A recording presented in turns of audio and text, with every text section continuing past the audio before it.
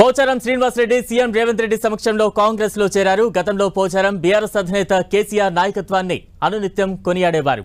ప్రాణం ఉన్నంత వరకు మీరే తమ నాయకుడు అంటూ స్టేట్మెంట్లు కూడా ఇచ్చారు. ఇంత మంచి నాయకుణ్ణి ఎప్పుడూ చూడలేదంటూ భావోద్వేగానికి గురైన సందర్భాలు కూడా ఉన్నాయి. కానీ ఇప్పుడు సడన్ గా పోచారం శ్రీనివాస్ రెడ్డి టోన్ మారింది. కేసీఆర్ లీడర్షిప్ ను పక్కన పెట్టి రేవంత్ రెడ్డి నాయకత్వానికి జై కొట్టారు. రేవంత్ రెడ్డి నాయకత్వాన్ని బలపరుస్తూ కాంగ్రెస్ లోకి చేరిపోయారు. రాష్ట్రాన్ని 20 ఏళ్లు పాలించే సత్తా రేవంత్ కే ఉందంటూ ప్రకటించారు.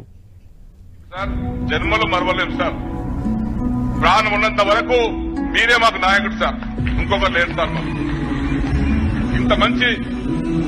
ఇంత మంచి నాయకుడు నేను కూడా 47 సంవత్సరాలు చూస్తున్నా సార్. అనేక మంది చూసిన, కానీ రకరకాల మనుషులు ఉంటారు. చెప్పేది ఒకటి, చేసేది ఒకటి. కానీ మనస్ఫూర్తిగా సహృదయంతో చల్లటి చూపుతో సహాయం చేసినటువంటి వ్యక్తి మిమ్మల్ని చూశాను సార్. నేను ఇక్కడ చాలా మంది మంత్రులు, ముఖ్యమంత్రులు చూశాను. ఆ విధంగా మీరు ఒక నా కాన్సెప్టే కాదు, రాష్ట్రమంతా కూడా సుభిక్షంగా జరుగుతూ ఉంది సార్. కోట్లాది రూపాయలు, లక్షలాది రూపాయలు పంటలు పడుతూ ఉన్నాయి. దేశమంతా కూడా ఎదురు చూస్తున్నారు సార్. మనస్ఫూర్తి వారికి స్వాగతించారు.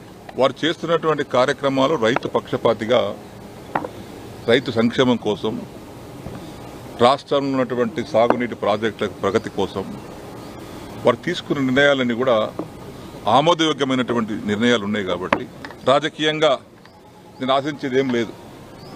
నేను ఆశించేది రైతు సంక్షేమం. నేను వ్యవసాయ శాఖ మంత్రిగా చేశాను, బ్యాంక్ చైర్మన్గా చేశాను. ఇవన్నీ రైతుతో ముడిపడ్డటువంటి సంస్థలు ఇవన్నీ.